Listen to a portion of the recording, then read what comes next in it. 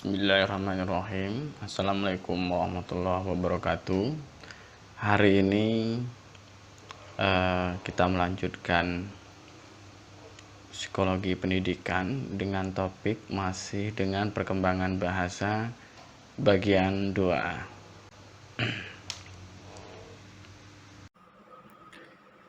Bismillahirrahmanirrahim. Assalamualaikum warahmatullahi wabarakatuh. Pertemuan kali ini membahas tentang tahap-tahap perkembangan moral Lorenz Kohlberg. Jadi ini masih dalam konteks bab konteks sosial dan perkembangan emosional, sosio-emosional lebih tepatnya.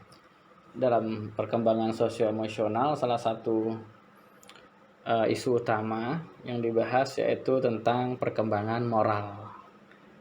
Nah, karena moral nanti menyangkut ada yang dari sisi kognitif, ada kemudian dari sisi emotivis.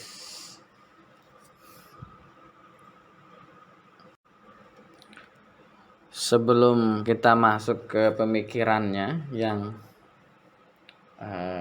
sangat populer dan sekaligus banyak menuai kritik di perkembangan psikologi hari ini,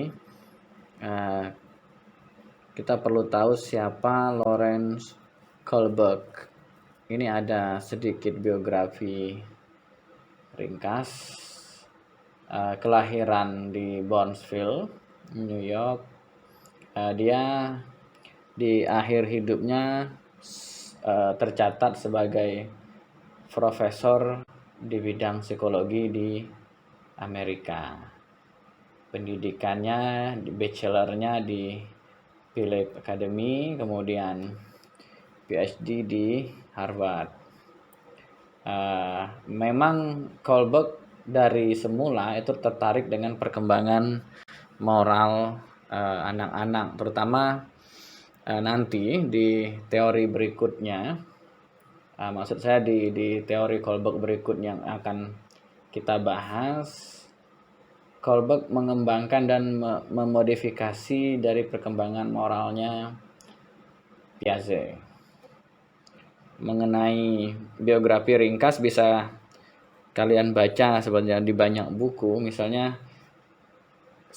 salah satu buku yang berbahasa Indonesia itu terbitan Canisius Yogyakarta, tahap-tahap perkembangan moral. Kalau saya tidak salah itu penerjemahnya Frans Magnus Suseno atau mungkin editor. Silakan dicari, itu salah satu buku yang berbahasa Indonesia dan mungkin satu-satunya yang berbahasa Indonesia. Nah, selanjutnya kita masuk ke keyword ya, overview dari teori perkembangan moralnya Kohlberg. Itu fokus teorinya berpusat pada bagaimana anak-anak mengembangkan moralitas dan penalaran moral ya. Di sini saya tulis moral reasoning. Ini sangat penting sekali. Nah, jadi teori Kohlberg tentang perkembangan moral itu berpusat pada satu kata kunci yang sebenarnya bisa biar ini hanya sebagai titik peta dan titik singgah kalian, biar tidak pusing ketika ingin mengembangkan dan melakukan review terhadap pemikiran Kohlberg ya. Jadi keywordnya adalah moral reasoning ya, penalaran moral ya. Kohlberg menyebutkan bahwa logika moral, jadi moral itu punya reasoningnya, alasannya, cara pengambilan keputusan ya, itu menyangkut dengan reasoning.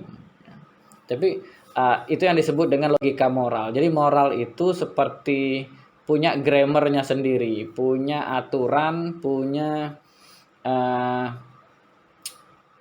tata bahasanya sendiri seperti itu.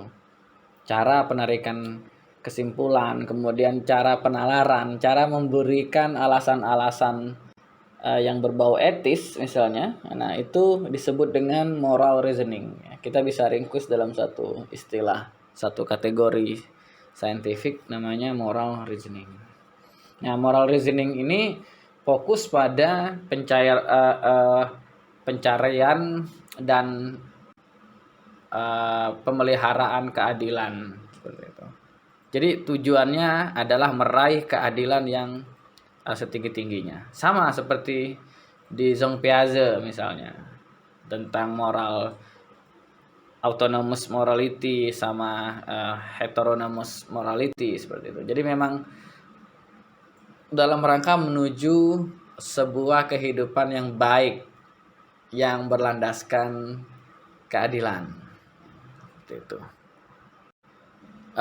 Pembahasan ini tidak akan meluas ya ke kritik. Misalnya ada Carol Gilligan, itu bukunya sudah diterjemahkan, muridnya Kohlberg sendiri sebenarnya, berjudul Indifferent Voice, diterjemahkan oleh Pustaka Tangga, itu Dalam Suara Yang Lain. Carol Gilligan ya, itu seorang murid yang mengembangkan etika yang jika Kohlberg nanti berfokus pada moral reasoning, penalaran moral, Gilligan itu fokus kepada caring, kepada etika kepedulian, etika feminis, beberapa orang menyebutnya seperti itu. Dia melakukan kritik terhadap Kohlberg. Tapi teori Kohlberg ini sangat populer di perkembangan moral, terutama di psikologi ya. Jadi kalian perlu tahu, walaupun nanti kalian boleh tidak sepakat, tapi mesti tahu dulu. Untuk tidak sepakat itu kalian harus tahu dulu. Tidak semena-mena kalian kemudian tidak sepakat seperti itu tanpa tahu asumsi filosofisnya, tanpa tahu dan mempelajari teorinya ya. Seperti itu. Nah, pertanyaan kunci Kohlberg sebenarnya, jadi saya hanya mengembangkan membahas riset Kohlberg yang sangat populer itu ya, tentang penalaran moral.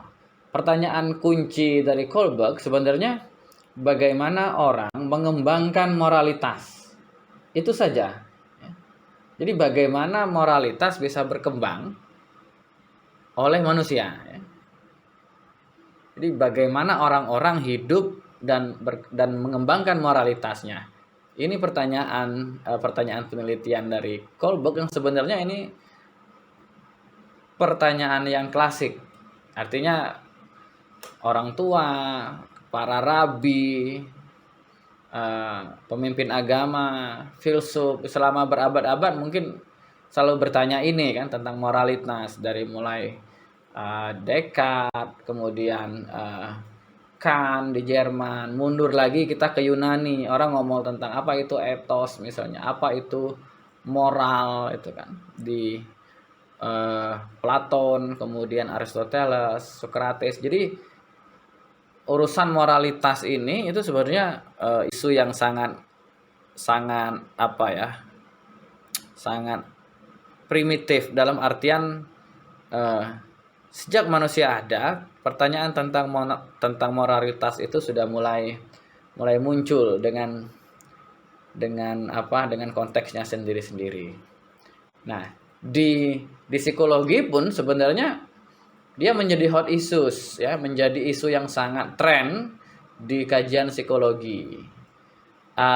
Kalau kalian baca akhir-akhir ini, bukan akhir-akhir ini ya, mungkin sekitar 5-10 tahun ke belakang, ada riset yang menarik dari profesor psikologi sosial yang melakukan penelitian yang concern di bidang perkembangan moral. Jonathan Haidt ya, Jonathan Haidt itu menulis sebuah paper di tahun 2001 kalau saya nggak salah, itu judulnya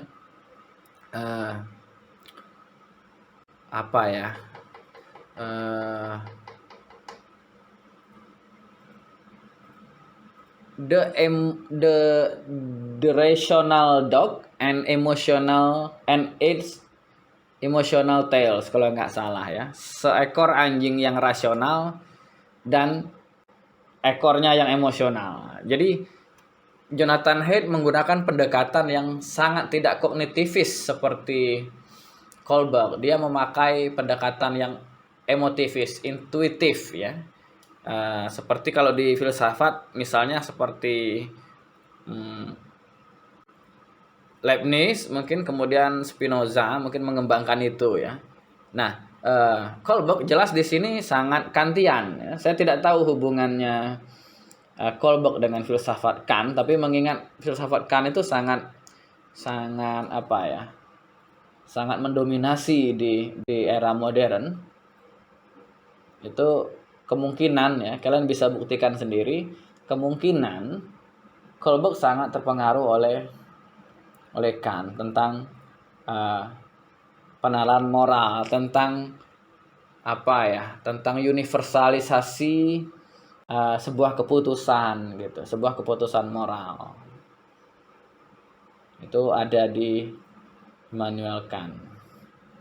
Seperti itu. Tapi kita tidak akan masuk ke perdebatan dilematis tentang asumsi filosofisnya. Kita akan langsung ke tahap perkembangan moralnya. Nah, jadi lebih ke bukan apa itu moral, tapi lebih ke bagaimana manusia mengembangkan moralitasnya. Kembali ke pertanyaan inti Kohlberg ya. Jadi kalau apa itu moralitas, itu berarti pertanyaan ontologis. Itu dijawab oleh para filsuf. Apa bedanya dengan psikolog gitu? Psikolog tidak berbicara tentang apa itu moralitas secara ontologis, tetapi bagaimana orang mengembangkan, mendefinisikan, memaknai, kemudian memegang teguh apa yang dia anggap sebagai moralitas. Nah, itu bedanya ya. Jadi bagaimana orang mengembangkan moralitas. Jadi bukan apa itu moralitas. Itu beda pertanyaan filsafat dengan pertanyaan psikologi. Nah, sebelum saya masuk ke 6 tahap atau 3 tahap besar perkembangan moralnya Kohlberg, perlu diketahui bahwa Kohlberg ini yang seperti saya uraikan sebelumnya memodifikasi dan memperluas punyanya Jean Piaget ya, tentang moral. Saya mundur lagi tentang penalaran moralnya Piaget. Itu ada 2 perkembangan moralnya Piaget. Yang pertama, 2 tahap perkembangan moralnya Piaget. Jadi Piaget tidak hanya mengembangkan teori kognitif, sebenarnya perkembangan kognitif, tapi perkembangan moral juga. Dia menyebutnya heteronomous morality dengan autonomous morality. Heteronomous morality itu apa? Kalau bahasa Indonesia moralitas heteronom. Nah, itu tahap awal perkembangan moral menurut Piaget. Kira-kira 4-7 tahun atau sekitarnya ya. Nah, di sini asumsi heteronomous morality ini menganggap bahwa keadilan dan aturan atau norma atau apapun gitu dianggap sebagai bagian dari aturan dunia yang tidak bisa diubah, kemudian tidak bisa dikontrol orang lain, dan dia berada di luar kontrol manusia. Jadi dia sangat normatif, kemudian definitif dan given seolah-olah. Jadi keadilan tidak dikonstruksi, tapi dia sudah ada saja dan itu harus dituruti gitu. Ini apa moralitas heteronomous morality. Jadi pengandaian moralitas, penalaran moralitas anak pada saat ini, dia melihat baik dan buruk misalnya itu berdasarkan apa yang terberi dalam masyarakatnya. Misalnya mencuri itu tidak baik, ya sudah, dia tidak akan mempertanyakan mengapa, why gitu, tidak ya. Tapi inilah aturannya. Jadi dia hanya taken for granted, jadi diterima saja ya. Itu 4-7 tahun. Nah, kemudian kebalikannya autonomous morality, moralitas otonom di Piaget 10 tahun ya. Kalau di bukunya Piaget 10 tahun, tapi itu konteks Swiss ya. Di Indonesia mungkin perlu ada penyelesaian. Nah, anak itu mulai menyadari pada tahap autonomous morality ini, moralitas otonom, namanya otonom ya, berarti aturan dan hukum itu buatan manusia, konstruksi manusia. Itu harus diketahui bahwa filsafatnya Jean Piaget konstruktivis gitu ya. Jadi aturan, hukum, peraturan, norma itu buatan manusia, dan dalam menilai suatu perbuatan, niat niat seorang subjek pelaku itu, konsekuensi atas perilaku itu perlu diperhatikan. Jadi ada bad consequences dan ada good consequences, seperti itu kira-kira. Jadi di sini sudah mulai ada kesadaran bahwa moralitas itu otonom, artinya dia dikonstruksi bersama dalam suatu masyarakat. Seperti itu dua tahap perkembangan moralnya Piaget. Nah, kemudian ini dikembangkan oleh Kohlberg. Kalau di Piaget kan sampai 10 tahun tuh, termasuk perkembangan kognitif. Di Kohlberg itu perkembangan moral itu merupakan proses berkelanjutan yang terjadi sepanjang umur gitu, lifespan gitu ya, sepanjang umur. Makanya nanti studi atau riset yang dilakukan oleh Kohlberg ini disebut riset longitudinal ya. Jadi dia meneliti anak-anak ketika usia sekian, nanti ketika dewasa dia menanyakan lagi orang-orang ini ya. Jadi berpuluh tahun ya, jadi menunggu orang berkembang, itu disebut dengan studi longitudinal. Dan sangat jarang hari ini mungkin para peneliti di bidang psikologi terutama di Indonesia itu melakukan studi longitudinal. Jadi memang butuh orang-orang yang gila riset ya. Nah, selanjutnya bagaimana Kohlberg mengembangkan teorinya? Seperti yang sudah saya sebut tadi, dia pakai jenis penelitian longitudinal, panjang ya. Kalau kalian nanti belajar metodologi penelitian, akan disinggung tentang apa itu eksperimental, apa itu penelitian longitudinal ya, itu ada sedikit disinggung nanti. Walaupun mungkin kalian tidak akan bisa menerapkannya di skripsi, kapan mau selesai gitu. Skripsi 6 bulan, longitudinal ini Kohlberg ini belasan tahun. Berarti belasan tahun kalian baru lulus ya. Kalau longitudinal, tapi ini nanti bisa kalian terapkan ketika kalian sudah lulus. Nah, Kohlberg itu mulai membuat apa ya? Dia tidak mengumpulkan instrumen dengan misalnya kuesioner, dengan Google Form, kan zaman dulu belum ada Google Form toh. Kemudian wawancara mendalam. Dia hanya memberikan sebuah dilema, yang dilema ini sangat ngetop sekali, dilema moral ya. Nah, jadi dia mengembangkan sebuah cerita fiktif. Nah, itu disebut dengan nanti namanya Hans Dilemmas ya. Dilemanya Hans. Hans itu nama-nama orang nanti. Dia buat sebuah kasus, sebuah narasi yang isinya tentang dilema moral. Setelah itu nanti si responden itu ditanya sesuai dengan kasus yang dia berikan. Jadi, sesuai dengan dilema Hans ini, cerita narasi ini yang diberikan oleh Kohlberg. Diwawancarai misalnya untuk mencari alasan di balik penilaian mereka gitu ya. Di setiap skenario yang ada gitu. Nanti di slide saya sisipkan videonya yang berbahasa Indonesia ya, tentang dilema Hans itu ya.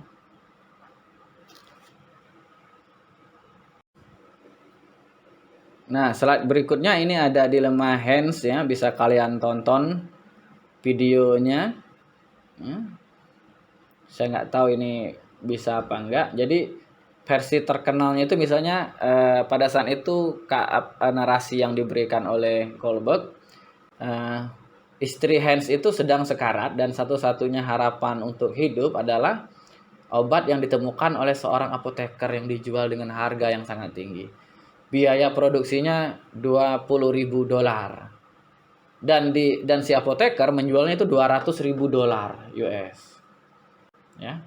Nah, kemudian Hans itu hanya mampu mengumpulkan $50.000 dan ketika menghubungi pihak asuransi tidak mau menanggung sisanya. Jadi dia menawarkan apapun yang dia punya ke apoteker. Nah, setelah tawarannya ditolak ya, jadi tolonglah ini Pak segala macam gitu, tapi ditolak. Hans itu mengatakan akan membayar sisanya nanti. Jadi dia bayar $50.000, kemudian $150.000 dia bayar nanti. Tapi si apoteker itu tetap menolak, yang jaga apotek ini ya, yang tukang buat obat ya. Gitu. Nah, karena putus asa, jadi Hans itu berpikir akhirnya untuk mencuri obat tersebut. Pertanyaannya, eh, salahkah jika ia melakukannya? Nah, seperti itu. Jadi, haruskah Hans mendobrak toko mencuri obat demi istrinya? Boleh atau tidak gitu. Jadi, hanya itu yang apa ya? Yang jadi yang disebut dengan dilema moral Hans itu. Jadi, Kolberg ingin tahu apa penilaiannya itu ya. Apa penilaian, apa justifikasi penilaian moralnya itu, mengapa harus iya, setuju, tidak setuju. Jadi bukan ke konteks jawabannya setuju atau tidak, benar atau salahnya. Bukan di situ sebenarnya yang ingin dicari oleh Kolberg, yaitu lebih ke justifikasi gitu. Mengapa misalnya si Hans benar, mengapa si Hans salah. Jadi itu yang penarahan moralnya, yang moral reasoningnya seperti saya sebut di awal, itu yang ingin dicari oleh Kolberg. Ya. Kan bisa baca banyak versi tentang dilema Hans ini dan videonya di YouTube, di mana itu bisa banyak sekali untuk memahami narasi dilema moral yang diberikan oleh Kolberg. Kalian mungkin bisa neliti moral ya dengan cara ini. Jonathan Haidt juga seperti ini ketika dia meneliti moral. Jadi dia tidak memberikan skala psikologis tentang moral A, moral B, ada aspek ini, tidak. Tapi dia memberikan sebuah kasus dan itu ditanggapi oleh responden. Ini salah satu cara pengumpulan data yang cukup menarik menurut saya. Dan Kolberg sudah melakukannya jauh-jauh hari.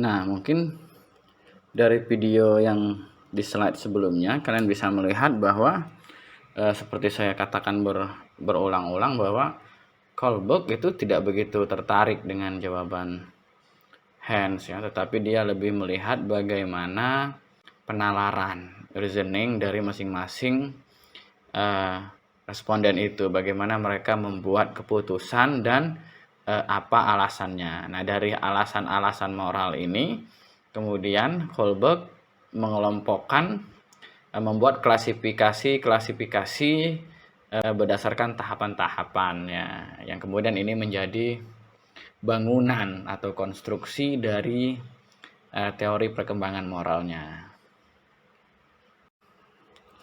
Nah, sekarang kita masuk ke tahap tahap perkembangan moral Kohlberg ya.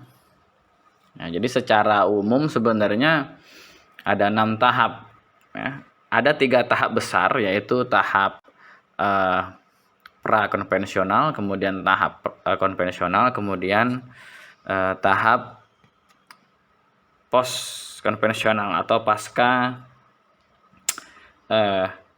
konvensional ya.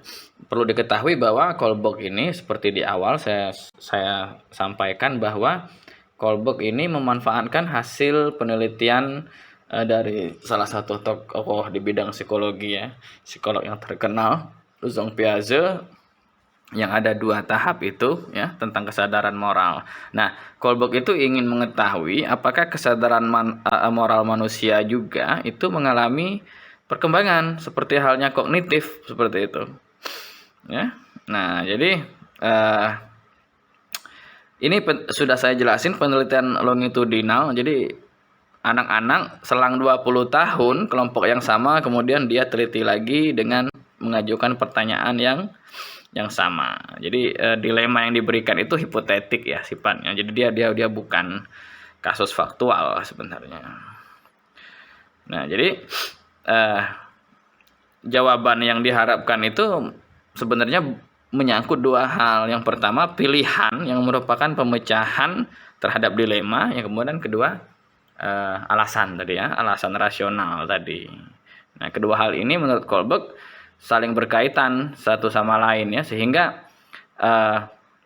akan kelihatan penilaian dan kesadaran moral dari orang yang bersangkutan, dari responden yang ia teliti gitu. Bisa jadi pilihannya sama tetapi alasannya berbeda. Nah, ini menentukan tingkat kesadaran moralnya gitu. Ya.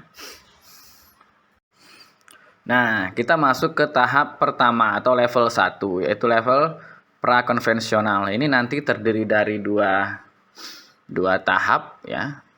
Nah, moralitas prakonvensional periode awal dari perkembangan moral yang berlangsung sampai sekitar usia 9 tahun.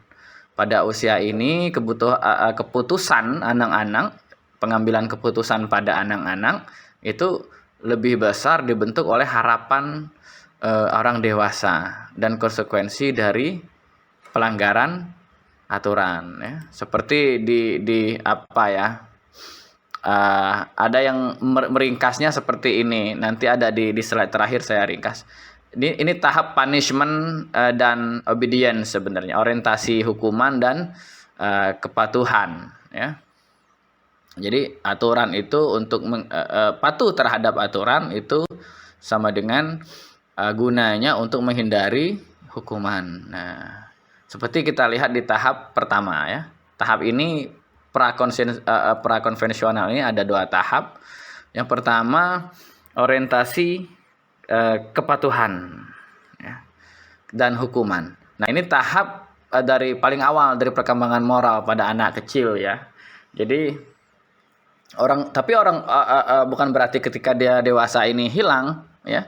Ini masih ada. Jadi moral yang konformitas seperti ini masih ada.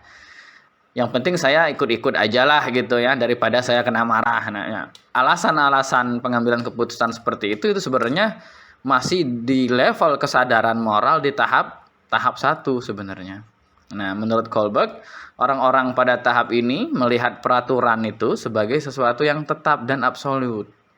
Jadi tidak bisa berubah. Jadi peraturan itu tidak bisa berubah.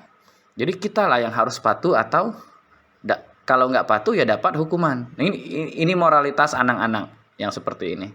Bukan berarti ketika tahap dewasa hilang. Jadi kalau ada orang dewasa kesadaran moralnya masih seperti ini, berarti dia secara perkembangan moral dia mengalami kemandekan ya, terlambat kesadaran moralnya tumbuh seperti itu.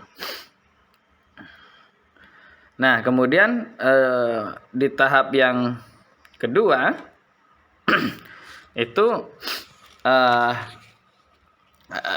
disebut juga sebagai orientasi instrumental, ya. Nah, pada tahap ini, kalau tahap pertama tadi egoisme, ya, pusatnya egosentris kepada saya, daripada saya dihukum lebih baik saya patuh gitu. Nah, tahap kedua ini dia lebih disebut sebagai orientasi instrumental. Apa itu? Yaitu seseorang itu sudah memperhitungkan kepentingan orang lain, sudut pandang individu, dan menilai tindakannya bagaimana mereka melayani kebutuhan individu. Ya. Nah, misalnya dalam dilema Haynes, anak-anak berpendapat bahwa tindakan terbaik adalah pilihan yang sesuai dengan kebutuhan Haynes. Timbal balik dimungkinkan pada itu hanya untuk kepentingan dirinya sendiri. Nah, jadi sudah memperhitungkan kepentingan orang lain sebetulnya. Karena itu dia sudah mulai berbuat baik kepada orang lain. Nah, tindakan yang baik secara moral ini juga lalu dikaitkan juga dengan perbuatan baik terhadap orang lain. Jadi hanya saja perbuatan baik yang dilakukan ini merupakan alat untuk memenuhi kepentingannya sendiri. Demi memperoleh apa yang diinginkannya, ia berbuat baik kepada orang lain. Ada maunya ini. Nah, ada udang di balik bakwan, itu tahap kedua ini, orientasi instrumental.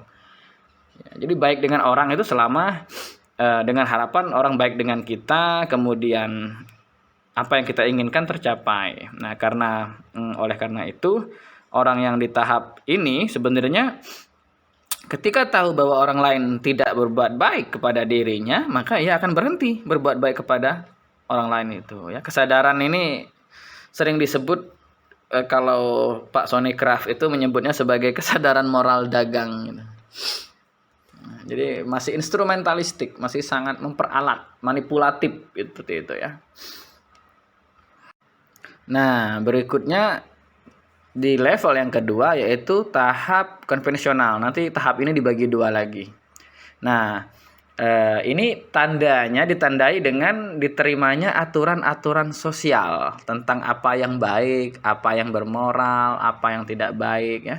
Selama masa ini remaja dan orang dewasa mulai menginternalisasikan standar moral yang telah mereka pelajari, yang mereka dapat dari latihan, dari pengajian, dari aturan-aturan yang ada di masyarakat. Misalnya kalau tadi masih sifatnya hukumnya eksternal ya. Jadi ada hukum dari luar, kemudian mereka harus mematuhi.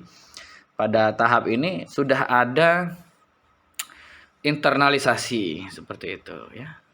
Sudah ada internalisasi. Jadi perilaku individu itu sudah mulai berdasarkan norma-norma serta kewajiban-kewajiban umum tertentu. Seperti itu. Baik dan buruknya suatu tindakan itu dinilai berdasarkan konvensi ya. Konvensi. Kesepakatan atau harapan dan tuntutan moral yang berlaku dalam suatu masyarakat tertentu. Makanya disebut konvensional gitu. Awalnya dia prakonvensional, masih berpusat pada ego, pada egoistik seperti itu ya. Kemudian dia beralih, sudah mulai keluar kesadaran moralnya ke konvensional.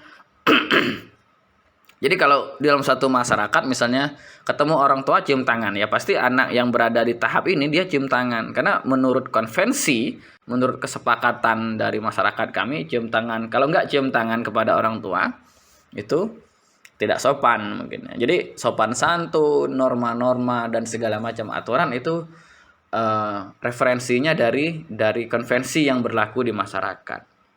Dari norma yang berlaku di masyarakat, baik dari tuntutan misalnya harapan keluarga, sekolah, tempat bekerja, organisasi, dan macam-macam lah pokoknya. Jadi bentuknya juga bisa norma, adat kebiasaan, kemudian praktek-praktek yang berlaku tertentu misalnya. Misalnya sebagai orang muslim di bulan puasa kita diwajibkan puasa, dia sudah mulai puasa karena ada konvensi di masyarakat kami seperti itu. Sudah ada internalisasi tapi berdasarkan kebutuhan masyarakatnya, masih mengikatkan diri pada wilayah, pada konteks tertentu seperti itu. Nah, di tahap ini seseorang itu mengidentifikasinya bukan berdasarkan kebutuhannya lagi, tapi ia mulai melakukan identifikasi sosial. Jadi apa yang diharapkan sosial, saya harus berlaku seperti itu. Ya, jadi dia mulai melakukan identifikasi dirinya dengan masyarakatnya. Dia sudah mulai melakukan adjustment di sini ya, moral adjustment di sini dengan aturan yang berlaku di masyarakatnya dan berusaha untuk diterima tentunya ya. Bukan dikucilkan nanti, bukan mendapat isolasi sosial, tapi harapannya adalah akseptasi sosial. Jadi penerimaan sosial masyarakat di sekitarnya. Nah, tahap ini dibagi menjadi dua. Yang pertama, tahap 3 ya. Jadi melanjutkan dari tahap 1 2 di level prakonvensional ya. Tahap 3 ini mengembangkan hubungan interpersonal yang baik ya. Jadi kalau bahasa ininya good boy or nice girl ya. Jadi penyesuaian diri dengan kelompok atau orientasi tertentu agar menjadi dianggap sebagai anak yang baik, anak yang manis, pinter seperti itu ya. Jadi kesadaran moralnya itu berusaha menjadi anak yang baik dengan berusaha memenuhi keinginan dan harapan orang-orang di sekitarnya, keluarga, sekolah, organisasi dan macam-macam.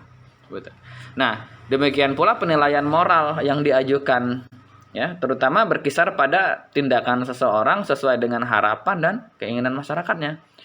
Jadi orang yang baik menurut orang yang berada di tahap ini yaitu orang yang bertindak sesuai dengan norma dan kewajiban yang berlaku dalam suatu komunitas seperti itu.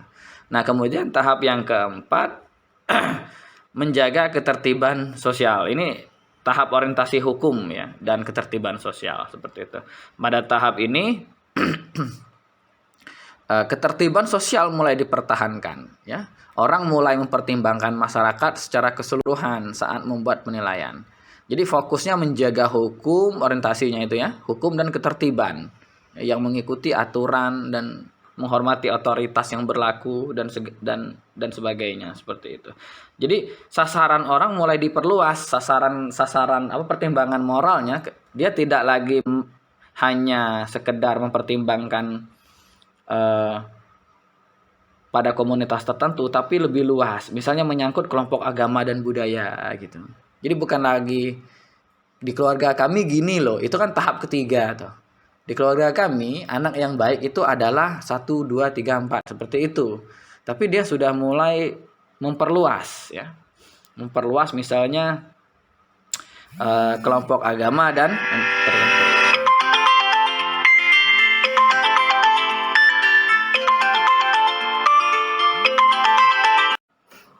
Nah, kemudian di level yang ketiga itu level post konvensional atau pasca konvensional.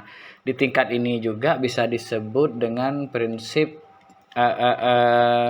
tingkat otonomi. Jadi maksudnya pada tingkat ini orang sudah memiliki otonomi moral. Apa itu otonomi moral? Otonomi moral itu orang bertindak sesuai dengan prinsip moral tertentu yang prinsip moral itu lahir dari suara hatinya, lahir dari kontemplasinya, lahir dari pengalamannya, seperti itu. Jadi perilaku moral itu terutama terkait dengan pelaksanaan tanggung jawab pribadi sesuai dengan prinsip yang dianut dalam batin seseorang itu ya. Jadi misalnya tindakan yang baik adalah tindakan yang lahir dari keputusan dan kesadaran pribadi orang yang bersangkutan ya, terlepas dari apakah itu sesuai atau tidak dengan harapan kelompok ya. Jadi dia pada tahap ini orang itu dinilai baik atau tidak, dia tidak lagi bergantung dengan penilaian komunitasnya, atau di tahap pertama tadi tidak lagi bergantung dengan dihukum atau dipuji gitu ya. Jadi memang tahap ini dia memang peduli dengan itu. Jadi memang punya prinsip gitu. Misalnya menolong orang itu adalah baik menurut ajaran agama saya dan menurut prinsip-prinsip humanitarian misalnya. Prinsip universal seperti itu ya. Jadi mau dihujat orang, mau dihina orang, mau dibenci misalnya, dia tetap bahwa misalnya membela hak-hak kaum marginal misalnya pada tahap ini, itu adalah suatu membebaskan orang dari penindasan itu dipercaya sebagai pembebasan mustad'afin, dan itu merupakan suatu prinsip universal. Dia tidak peduli mungkin dengan apakah dia akan diculik atau apa nanti. Jadi orang-orang seperti ini sangat sedikit jumlahnya ketika sudah sampai di tahap ini. Nah, di tahap ini ada dua sebenarnya. Pertama, kontrak sosial dan hak individu, ya. Di tahap kelima, ya, orientasinya itu sosial legalistik, ya. Jadi apa maksudnya sosial legalistik, kontrak sosial? Jadi persetujuan itu dilakukan bebas secara sadar, dan dengan demikian walaupun hukum dan aturan itu penting, dia bisa diubah jika dianggap merugikan. Jadi kontrak sosial, jadi lebih besar, ya, lebih ke komunitas gitu, ya. Jadi ada perbedaan pendapat, ada apa, mereka sudah bisa mempertahankan, melakukan refleksi, evaluasi mana yang aturan yang baik, aturan yang tidak lagi, dan mereka harus mematuhi jika itu sudah disepakati bersama. Jadi ini yang disebut dengan etika, misalnya unitarian, libertarian, komunitarian. Jadi prinsip-prinsip etika yang seperti itu masuk di tahap kelima. Para filsuf, pemikir itu berada di tahap ini sebenarnya, ya. Jadi filsuf aliran tertentu misalnya. Nah, di tahap 6 itu orientasinya sangat universal. Ini orang-orang yang sudah tidak peduli lagi dengan dengan nilai-nilai komunitas, ya. Orang-orang yang sudah tercerahkan. Mungkin kalau dalam ini dia bisa sosok nabi, bisa sosok sufi seperti itu, ya. Nah, di tahap prinsip universal ini dicontohkan sendiri oleh Kohlberg itu sebagai misalnya Mahatma Gandhi. Dia melampaui ras, etnik, yang penting penghormatannya terhadap manusia itu bukan lagi manusia dalam artian manusia kompleks A, kompleks B, kompleks C, agama A, agama B, enggak lagi. Dia mendasarkan moralitasnya itu berdasarkan menjunjung tinggi harkat dan martabat manusia itu sendiri. Seperti itu, ya. Jadi sangat universal seperti itu. Moral universal ini dia sudah bisa menjadi contoh dan menjadi model sebenarnya. Jadi prinsip keadilan dan penghargaan atas martabat manusia itu benar-benar diletakkan di atas segalanya seperti itu. Bahkan mengorbankan diri sendiri, ya. Tidak ada lagi yang namanya tahap memperalat. Di tahap sebelumnya minta puji atau takut dikucilkan dalam satu kelompok atau komunitas tertentu, enggak lagi. Dia sudah punya kematangan moralitas di sini. Ya, itu yang di tahap ke-6 ini. Nah, dan di sini ada beberapa kritik sebenarnya, ya, bisa kalian baca di sini. Jadi banyak, terutama dari Carol Gilligan, ya, yang nanti menekankan etika kepedulian seperti itu, bahwa bias gender katanya misalnya, kan, bias gender. Jadi banyak ini moral laki-laki bukan moral feminin seperti itu, yang kasih sayang, caring, kepedulian, perasaan interpersonal. Jadi bukan judgement, menghakimi baik dan buruk, tidak. Jadi nalar yang lebih feminin seperti itu. Itu miss dari Kohlberg. Nanti diperbaiki oleh muridnya sendiri, Carol Gilligan, ya. Nah, terlalu menekankan keadilan. Jadi teori perkembangan moralnya konsep keadilan ketika membuat pilihan-pilihan moral. Kemudian ada faktor bias budaya, ya. Budaya individualis misalnya menekankan individual rights, misalnya kalau dalam liberalisme, libertarian seperti itu. Sedangkan budaya kolektivis di timur misalnya lebih ke nilai-nilai kelompok. Nah, jadi memang masih konteks karena Kohlberg tinggal di barat seperti itu, ya. Tapi terlepas dari kritik ini sebenarnya Kohlberg sudah melakukan ijtihad sebenarnya, ijtihad akademik, bahwa dia sudah mulai meriset tentang membuat klasifikasi tahap-tahap perkembangan moral, dan ini merupakan satu penelitian yang bisa dianggap sebagai milestone dalam kajian-kajian perkembangan moral untuk tahun-tahun selanjutnya hingga hari ini.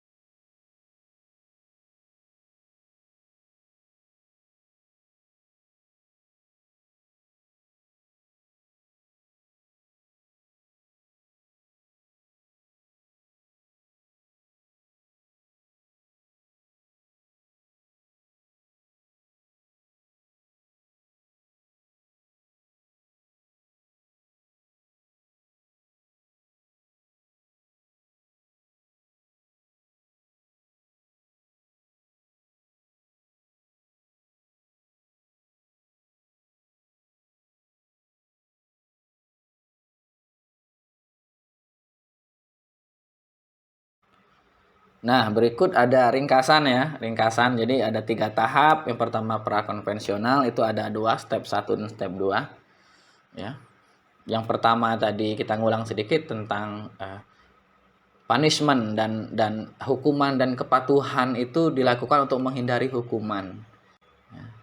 Level yang kedua itu naib hedonism ya. Jadi konformitas untuk mendapatkan pujian, hadiah. Jadi moralnya seperti itu. Mana yang baik ya tergantung dikasih hadiah enggak gitu.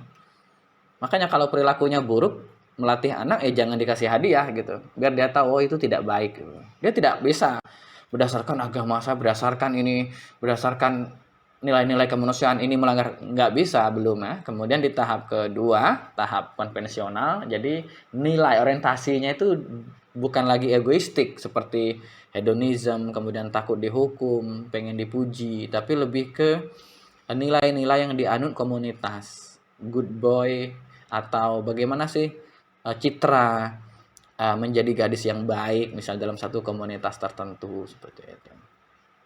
Ya. Tahap keempatnya lebih memperluas seperti itu ya. Kemudian pada level post konvensional, pasca konvensional itu tahap kelimanya itu lebih ke menjaga stabilitas sosial seperti itu ya. Jadi stabilitas sosial menjaga itu penting. Kemudian di tahap keenam itu tahap puncak ya, peak experience, itu pengalaman moral yang paling tinggi di mana orang sudah melampaui nilai-nilai individualnya sebenarnya ke nilai-nilai universal. Jadi lebih ke altruistik, dari egoistik ke altruistik. Jadi di 2 tahap pertama itu bersifat egoistik, berpusat pada egosentris ya, egosentris. Kemudian yang kedua community sentris seperti itu. Yang terakhir, yang di tahap kedua ini sudah mulai ada internalisasi nilai-nilai ya, dari pelatihan, pendidikan, pengajian, sekolah segala macam. Di tahap ketiga itu dia lebih ke apa yang dia rasakan itu lebih ngefek ke orang lain. Jadi punya gema merangkul orang lain, memberikan apa ke orang lain gitu, memberikan kebaikan ke orang lain. Jadi lebih ke eksternalisasi ya. Jadi tahap pertama masih orientasinya egosentris, yang kedua itu ada internalisasi nilai tapi masih menyangkut di komunitas sentris. Kemudian yang terakhir dia lebih ke universal, eksternalisasi nilai. Ya, seperti itu. Saya rasa cukup ringkas ya. Kita tidak bisa berbicara banyak dalam kesempatan yang sempit seperti ini, tapi paling tidak mudah-mudahan ini berguna bagi kalian. Lebih kurangnya saya minta maaf. Akhir kata, wallahul muwaffiq ila aqwamit thoriq.